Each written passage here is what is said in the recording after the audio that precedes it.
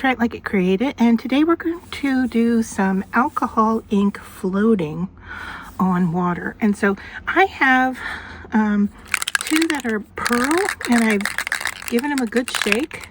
Tried to get as much of the mica off the bottom as I possibly could. And then I have this one, which is lettuce, and it's just a regular alcohol ink. And so I'm going to start by putting the lettuce, and I'm getting little flakes in there. That's okay. I'm going to put the lettuce in, and look at that marbling look. That's interesting.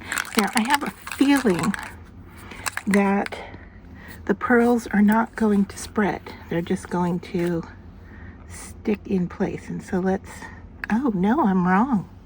They actually did move around. That is interesting. And then I have this in gold as well. So let's see, what if I go, yeah, that one's just sitting. All right, so we could go in and see if we can, yeah, the gold is just gonna flake up, and that's okay. I'm just gonna try to move it off to the side, wipe it off on my tissue here. And then I have my tag that we're just going to kind of dip in. Let's put some more of this green over here, because we didn't get quite as much green. And let's see what happens if we just kind of submerge this into our bath of alcohol ink. And we've got a sense already of what it's going to look like. Now I do like, let me move this over so you can see. I do like this bottom part here. This top part here is a little clumpy. But the marbling effect that we're getting just from the plain without the pearl, I really like the look of that. So let's go in and clean off the surface of the water as much as I can, get rid of some of these dots. I don't know if they're going to interfere or not. But I liked the marbling. That was really, really pretty. And so I'm thinking, what if we did two colors? I've got stream and I've got lettuce. So I'm gonna drop the lettuce in again. And all it took was one drop. And then I'm gonna do, oh, the stream is a little dry. Let's open it up over here so I don't get the flakes in the water bath. And just kind of drop it right into, wow, right into that lettuce. I'm going to go back in with the lettuce just to break that stream up a little bit. That is looking nice. And then I'm going to grab another tag here and go for our dip.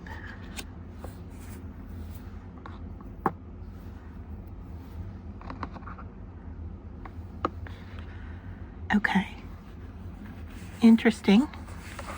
There's the two different tags, and you can submerge them again. I mean, there's no reason why you couldn't, because that one tag doesn't have a lot going on at the top. And so I'm going to flip it over and get it just a little bit dry at the top, and I'm just going to drop one more drop of lettuce in here and let it disperse, and then bring this tag right into that area. See if I can get some more color at the top. Because the tag is wet, it's probably not going to pick up quite as much as what the dry paper did. But now I need to dry these with a heat tool, and then let's come back to them and see what we can do with them. So as those were drying, I thought, what would happen if I used the Pinata white? Now, this typically, when you're working with alcohol inks, this is what is a sinker. Oh, this one's opal. Oh, interesting. Okay, so it's not the white. This is opal, which is going to give us iridescence. So I grabbed colored cardstock, and I'm just going to put it right into this bath here. Let's just see what happens. Ooh, I see it breaking up. All right, I put in 2 drops. It's hard to see with the green, right? But let's just put the pink paper in there.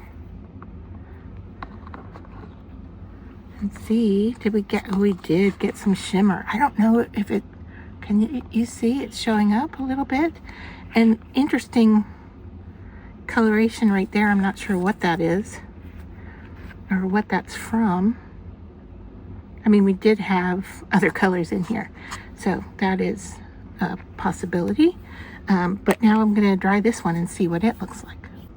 All right, so I went ahead and dried the tags, and to show you, this was the first one, and I'm really intrigued by the marbled, no, sorry, was this the first one? I think this was the second. This was the second one we did. And I like the activity down here, and I'm thinking, like, if you cut that off and did a stamp sentiment on top of that or something, that could look very nice. And then this was the first one with the metallics. And if I turn it, you might be able to see some of the shine in the larger areas and a little teeny speckly bit in the dark greens. But what I really like here is this marbling effect of the lettuce color. And so I'm going to have to play with that more, because just using that one color and creating a subtle background to your paper, I think what I would do would be do the paper first, dry it, and then cut my shape out. That way I don't have to worry about trying to control what it looks like in this limited space that I have. And then you remember we did the, what was it called, opal, and I was wondering what was going to happen when it dried, and it looked like it, as it was drying, it might have had like some white splotches on there, but it doesn't. It is, I think you're getting the opalness, is that a word? Opalness of it on the paper. And so I thought, you know what, this is the one I'm going to work with. And if you remember, I put in 2 drops of the ink, and so we've got 2 kind of circular areas here. And in person, it is really pretty. I don't know. It is subtle, and it is very sparkly. The other thing I will say is that rubbing over the surface of it, I did find that some of the glitter or the mica or whatever is in the ink came off. So I went ahead and sprayed it with some sealer before moving on. So now I'm going to put it into my MISTI here and just hold it down with these magnets at the top and at the bottom. And then I grabbed these stamps, and I thought this kind of fun, funky heart would be nice on there. And then I have the word love that I'm going to put at an angle as well. I mean, I could go at the bottom straight, but I think I like the look of it at an angle as well. So I'm going to line those up and then move the cover over and see. So we're picking those up so we can ink them. And I just want to share before I move on, got a lot going on in front of me here, that the heart came from this set here.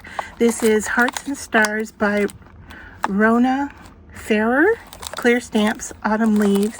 And looking on the back of this package, it is from, where did I see it? 2006. These are really old stamps. I bought them from a gal who was going out of business, and she was trying to do kind of craft classes, I guess, in her basement, and they just had a huge sale of all of her items. And so I picked these up there. I don't know if you can still get these or even if the company is still in business, but the reason I wanted to show that to you was it was really hard pulling that stamp off of the clear acetate.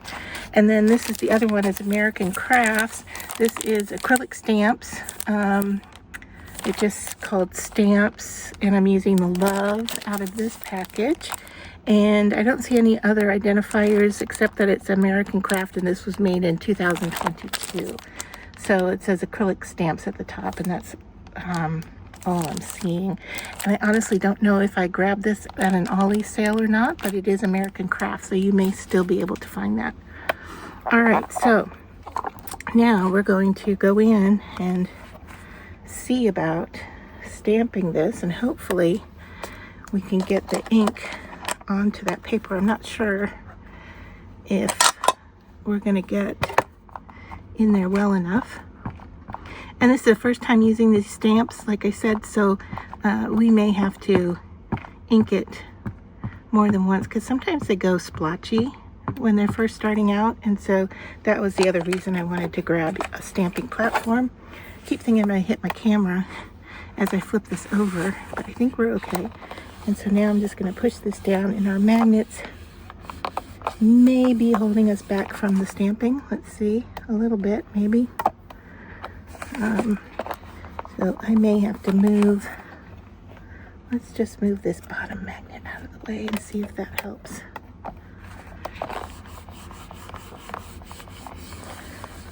And if you wonder what I'm pressing with, I'm using a dry eraser. I like this because it's soft, but it gives good pressure and it fits in my hand well. All right, so that inked up pretty well. I think I want to do the word one more time. Go ahead and do both while we're at it.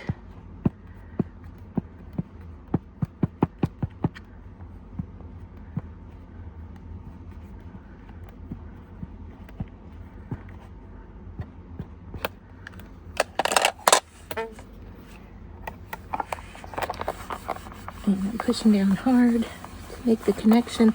And you really want it to sit there for a little bit so that the ink does kind of bleed into the paper or stick to the paper. You can see where stamping platform makes it really nice to be able to stamp it more than once and to get a nice dark image. And there's that sparkle. I think I might go in with a little bit of marker. Let me clean this up and I'll grab some stuff and come right back. All right, so I went ahead and grabbed some marking tools, and what we're going to use here is this dual metallic brush. This is a Pentel metallic brush, and I thought we could just go in and color in this large heart area. And it's going to be somewhat subtle against the pink background, but it will give us more metallic shine, since that seems to be what we're going with here with the opal in the background.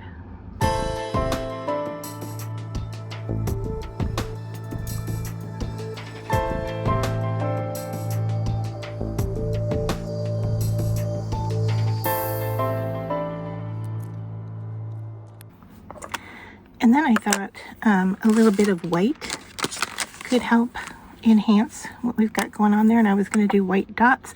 And I was grabbing a gel pen, and then I thought, you know what? A Sharpie paint marker would give us the white dots so much better that I'm happy I grabbed that instead, because we're going to get a more opaque, I think, look. I'm not sure how many white dots. Like, do I want to put the white dots in the black dots as well? I don't know.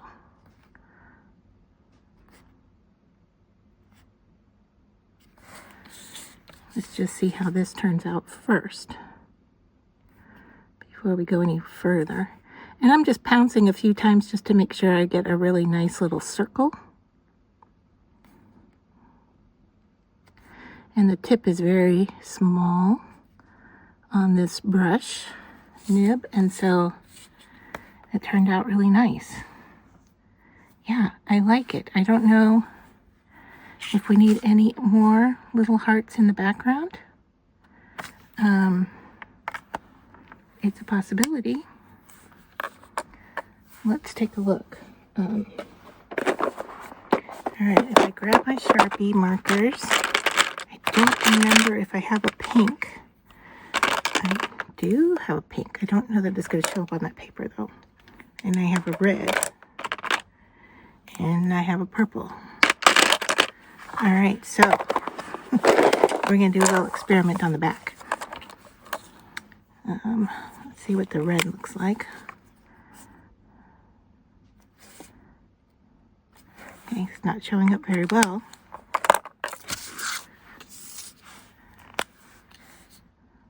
Pink. That's not bad. It's subtle and small. And of course the purple shows up really well. And the white will as well. Right? So I think I like the light pink, but I'm gonna have to let it dry.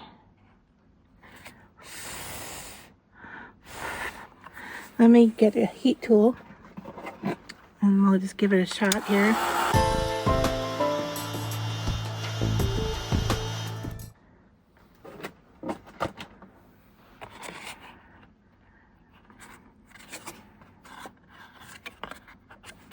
Let's go with the pink. And I'm just going to go in here and draw in some little hearts.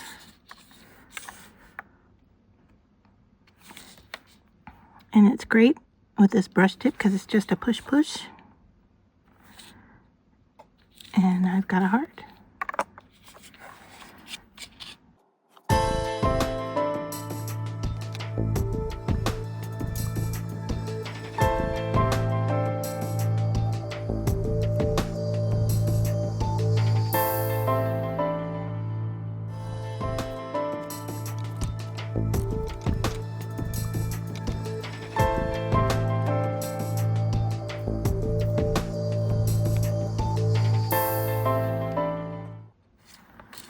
All right, I think that's enough of those. And once they dry, they're going to be pretty darn subtle in the background. But I do like them. I think you'll see them subtly. But I know they're there, and I like what I'm seeing. So let's go ahead and poke a hole. Punch a hole, I guess I should say, to finish off our tag. And we could add some twine or ribbon to it, but I kind of like it just the way that it is. So yeah, what a fun experiment with the alcohol ink to do the marbling. I know it's way in the background now of the tag that we created, but it was a fun technique, and it came out with some really interesting results that make me want to work with it further.